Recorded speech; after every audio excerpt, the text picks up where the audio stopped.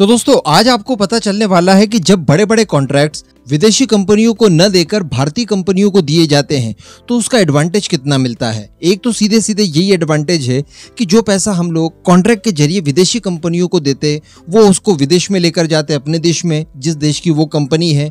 तो कहने का मतलब भारत का पैसा भारत में गया। दूसरी बात, जब इतने इतने बड़े कॉन्ट्रैक्ट जो कि हजारों करोड़ के होते हैं, इतने बड़े कॉन्ट्रैक्ट जब आप किसी भी कंपनी को देते हैं तो उस कॉन्ट्रैक्ट की बदौलत उस कंपनी की स्टॉक वैल्यू बढ़ती है।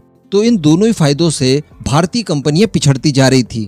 आप थोड़ा सोच कर देखिए कि जब बड़े बड़े कॉन्ट्रैक्ट जो कि हजारों करोड़ के हैं, millions of billions of dollars के हैं, वो जब भारतीय कंपनियों को मिलना शुरू हो जाएंगे तो एक तो भारत का पैसा भारत के अंदर ही रहेगा, ऊपर से जो मुनाफा हमारी कंपनियों को होगा उसी मुनाफे का इस्तेमाल करके ये हमारी भारतीय कंपनियां जिन क्षेत्रों में लैग कर रही है उन क्षेत्रों में अपग्रेड करने में इसी पैसे का इस्तेमाल करेगी। दूसरा, इन कंपनीज की शेयर वैल्यूज बढ़ेगी। ऐसे ही एक एक करके अचीवमेंट हासिल करते हुए एप्पल आईफोन आज दुनिया की सबसे बड़ी कंपनी बन चुकी है, माइक्रोसॉफ्ट को ले सकते हैं। तो इस तरह की कई सारी बड़ी बड़ी कंपनियां एक एक स्टेप करके ही आगे बढ़ी है। हो सकता है कि भारत के विकास के दौरान हमारी कंपनियां भी इस मुकाम पर पहुंच जाए। अब इसका सिलसिला एक्चुअली शुरू हो चुका है। मैंने आपको कुछ ही दिन पहले एक वीडियो बनाकर बताया था कि रशिया की एक कंपनी के साथ भारत की एक कंपनी ने मिलकर ज्वाइंट वेंचर किया, जिसके तहत वंदे भारत ट्रेन बनाई जानी थी 120। वो कॉन्ट्रैक्ट अभी भी उसके पास है, लेकिन समस्या यहाँ पर यह आ रही है कि इस कंसोर्टियम ने बिल्कुल भी काम किया ही नहीं है अभी तक, या किया भी है तो वो बहुत ही ज्यादा इनिशियल लेवल का है। इसके पीछे का कारण था कि रशिया के ऊपर सैंक्शंस लग गए। ये कंसोर्टियम में 80% स्टेक चूंकि रशियन कंपनी के पास है, इस वजह से पूरी कंपनी रशियन कंपनी कहलाती है।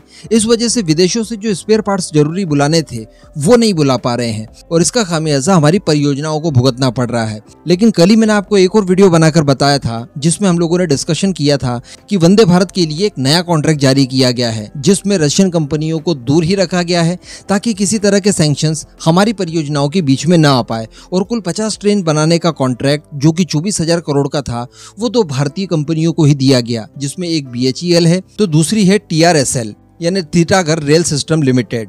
तो BHEL और TRSL इन दो कंपनियों ने मिलकर एक कंसोर्टियम बनाया और इन्हीं को 50 वंदे भारत ट्रेन बनाने का कॉन्ट्रैक्ट मिला है, जिसके तहत ये 2029 तक 50 की 50 ट्रेन डिलीवर्ड करेंगे और कुल 35 सालों तक इसको मेंटेनेंस वगैरह प्रोवाइड करवाएंगे। अब इससे जो टीटागढ़ वाली कंपनी है इससे बहुत एडवांटेज हुआ। इसके अलावा दोस्तों एक और हजारों करोड़ का contract Titagarh rail system limited को मिल चुका है। जी हाँ, बताया जा रहा है कि ट्रेन में इस्तेमाल किए जाने वाले जो जालीदार व्हील्स होते हैं उनको लेकर एक बहुत बड़ा कॉन्ट्रैक्ट मिला है, जिसके तहत 15,40,000 ट्रेन में इस्तेमाल किए जाने वाले wheels Titagarh rail system limited और साथ ही रामकृष्ण फोर्जिंग लिमिटेड यानी जिसे शॉर्ट फॉर्म में RKFL कहा जाता है, ये दोनों कंपनियां मिलकर बनाने वाली है। और ये जो फ्रेश कॉन्ट्रैक्ट इन दो कंपनियों को मिला है संयुक्त रूप से, इसकी वैल्यू बताई जा रही है 12,227 करोड़ रुपए। 24,000 करोड़ का कॉन्ट्रैक्ट पहले मिला था और 12,227 करोड़ का कॉन्ट्रैक्ट अब मिल गया है। तो आप सोचिए कि कितनी ज्यादा लाभान्वित हुई है ये हमारी भारतीय कंपनियां। और बताया जा रहा है कि ये कंपनियां 20 सालों तक इन पहियों का निर्माण करेगी। ऑब्वियसली 15,40,000 व्हील्स बनाने हैं तो काफी लंबा काम है। काफी लंबे समय तक भारतीय रेल को ये दोनों कंपनियां अपनी सेवाएं देने जा रही है। अब ये जो कॉन्ट्रैक्ट दिया गया है इसमें पहले साल 40,000 पहिए और दूसरे साल 60,000 पहिए और इसके बाद हर साल 80,000 पहियों की आपूर्ति इन दो कंपनियों को रेलवे को करनी होगी। तो ये जो आत्मनिर्भरता को लेकर पहल जारी की गई है और इसके तहत जो इतना भारी भरकम कॉन्ट्रैक्ट अब हमारी सरकारी कंपनियों को दिया जा रहा है, तो इससे एक तो ये कि रोजगार बहुत ज्यादा बढ़ेगा, भारत का पैसा भारत में ही रहेगा। इसके अलावा हमारी कंपनीज का मुनाफा और बढ़ेगा तो ये अपने आप को अपग्रेड कर पाएगी।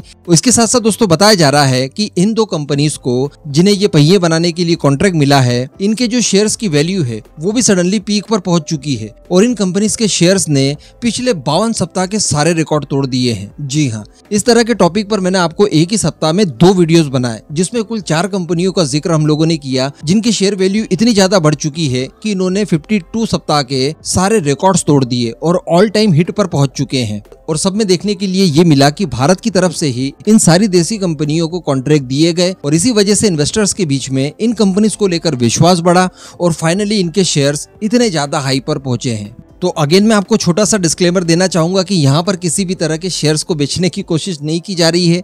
ये केवल मैं आपको न्यूज दे रहा हूँ, किसी तरह का कोई प्रमोशनल वीडियो नहीं है। सारा काम आप अपने विवेक के अनुसार कीजिएगा। अब दोस्तों, भारत किस तरह की जो प्रगति देखने के लिए मिलती है इस सब पूरे मुद्दे पर आपका जो भी मानना हो नीचे कमेंट बॉक्स में जरूर बताइएगा।